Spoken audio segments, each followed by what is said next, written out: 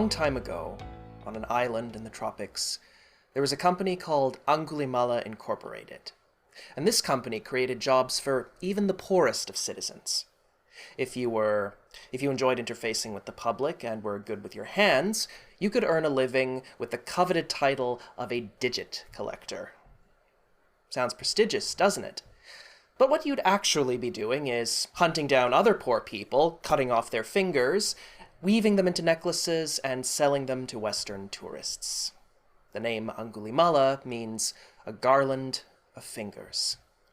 This is the tale of one such digit collector, a man named Panku, who was so good at his job that he was able to slaughter entire families.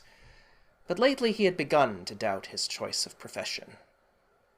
And then one day, a monk happened to be passing through the forest, and Panku was already waiting for him in the underbrush. Slowly, he raised his knife, and he came out onto the path, and he crept up behind the monk.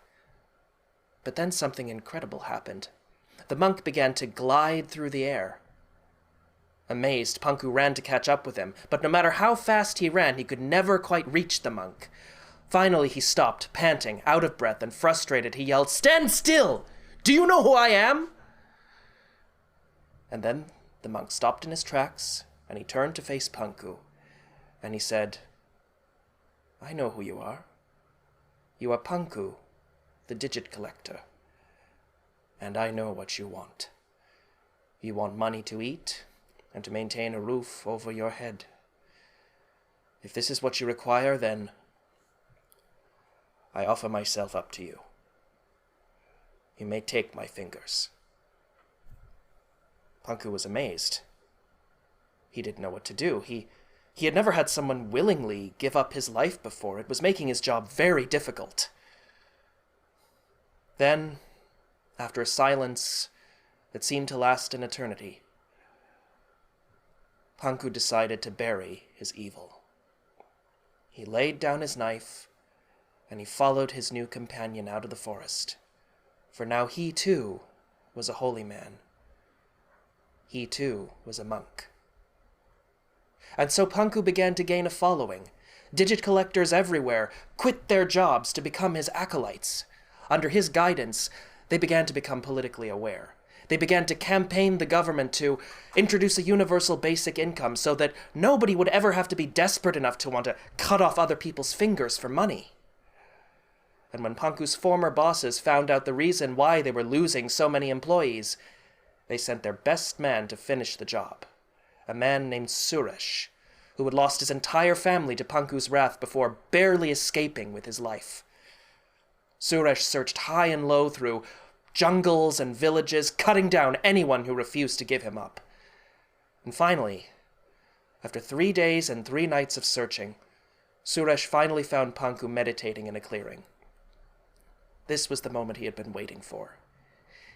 He raised his knife and crept up behind Suresh, ready to deal the killing blow. Panku opened his eyes, and without turning around, he said, "Kill me first, then take my fingers." And Suresh said, "As you did to my wife and son, so I shall do unto you. I will kill you first, then I will take your fingers." And without another word, he slit the monk's throat, and the soil was stained forever with his blood. Suresh took Panku's fingers back to Angulimala Incorporated, and they wove them into a necklace out of spider silk. Soon the necklace went to a tech billionaire in the US, who hung it up in his mansion in Palo Alto. But even though the fingers showed no outward signs of decay, they began to emit a foul and rank odor. Soon the billionaire had to give the necklace away.